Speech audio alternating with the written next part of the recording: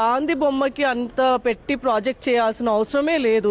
కావాలంటే బిల్డ్ చేసుకుని, బట్ అంత డబ్బులు కాకుండా కొంచెం యూజ్ చేసి స్టాచ్యూ క్రియేట్ చేయండి. ఆల్రెడీ ఆయనవి ఉన్నాయి స్టాచ్యూస్. అదర్ డెవలప్మెంట్స్ చాలా ఉన్నాయి. ఎడ్యుకేషన్ వైజ్ కానీ, ఎడ్యుకేషన్ లేకుండా చాలా మంది కిడ్స్ ఉన్నారు. వాళ్ళకి మంచి ప్రాపర్ ఎడ్యుకేషన్, గవర్నమెంట్ కాలేజెస్ కట్టియండి, స్కూల్స్ కట్టియండి, ప్రాపర్ ఎడ్యుకేషన్ ఇవ్వండి, ట్రాన్స్పోర్టేషన్ ఇవ్వండి, మెట్రో కనెక్టివిటీ ఇవ్వండి. మంచిగా మీరు ఇట్లాంటివి డెవలప్ చేయాలి. కానీ ఉన్న ఇల్లు గాంధీ బొమ్మ కట్టియండి. ఎక్కడైతే మీ గవర్నమెంట్ ల్యాండ్ ఉంటే అక్కడ కట్టించుకోండి, మీరు ఎంతనైనా బడ్జెట్ పెట్టుకుని. బట్ మా ఇల్లు కావాలంటే మేము ఎందుకు ఇస్తామండి? లీగల్ గా కట్టుకున్నాం లోన్స్, మా డబ్బులతో.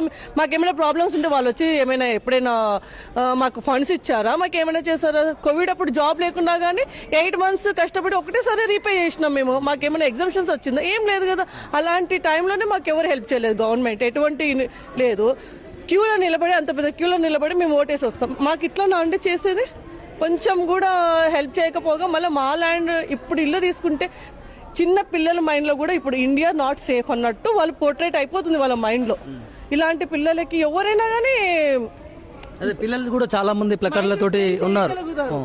India is not safe, government doesn't listen to your issues, they can occupy easily your property అని పిల్లల మైండ్లో అట్లా తీసుకుంటారు. మన ఇల్లు కదమ్మా, గవర్నమెంట్ ఏమైనా చేయొచ్చా? ఇన్సెక్యూరిటీ కూడా ఉంది. ఏమంటున్నారు మీతో పాటు మీ పిల్లలు మాట్లాడుకునేటప్పుడు ఇలాంటి న్యూస్ విన్నాక?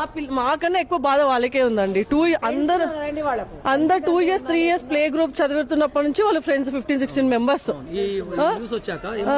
వాళ్ళంతా వాళ్ళు విడిపోతామని అనుకుంటున్నారు. వేరే స్కూల్ చేయాలంటే స్కూల్ ఫ్రెండ్స్ ఉంటారు.